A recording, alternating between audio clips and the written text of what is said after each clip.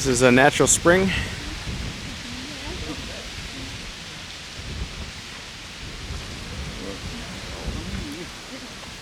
hope it's fresh. I assume this is fresh water.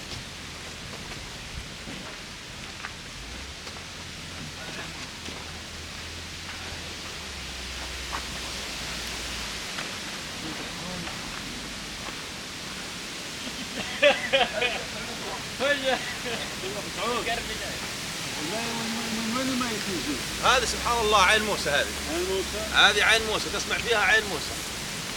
هذه عين موسى فوق 3,000 سنة. الماء تطلع من أيوة تطلع من تحت. من تحت ما الله أعلم. يا سلام. الماء تيجي من تحت. So they call this the well of Moses. They call this the well of Moses, Ain al-Musa.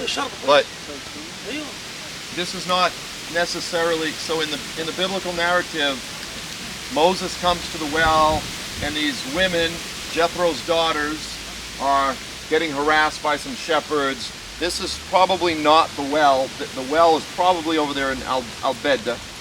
But this is just a tradition that he came here. Now, I sent you all just 2 pictures on the WhatsApp thread.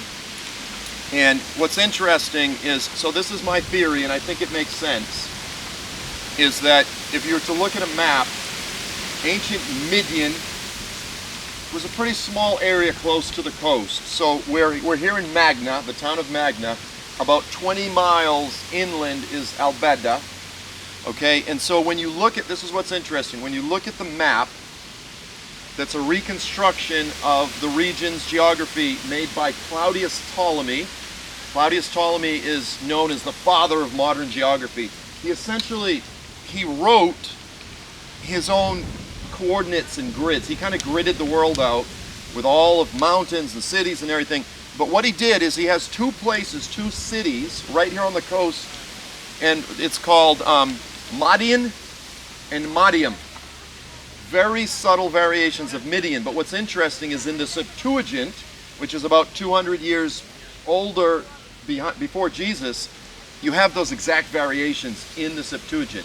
It'll either call it Midian or Midian, and then there's a couple other subtle details. So when it refers to the elders of Midian, it actually uses the word of city councilors. A subtle difference in the word. And then when it says they went out of Midian, they went out kind of using the language of Midian was a town.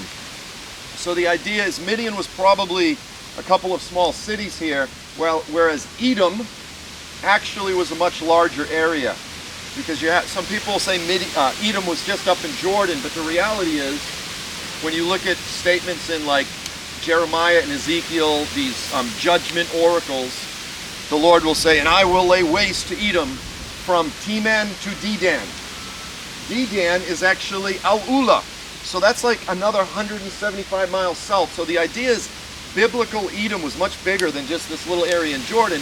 But what's so neat is the geography of Jordan, all of the Red Desert, it extends all the way down here. And so Midian was probably this smaller area, and it lines up. So I sent a couple maps that'll kind of make sense. And of course these are Oasis towns. So in this area, an oasis is, right, a treat. And Al-Bedda, which is 20 miles in, was on the major Arab caravan route. So all of the gold and the spices as they come up to Egypt or Syria or wherever, they're going to come up that. So that's where people would have naturally lived. And so it makes complete sense that this was the place. And you just pick a random spot out in the desert. This is where civilization would have been. So again, you'll see a lot of critical statements made by scholars who have never been here.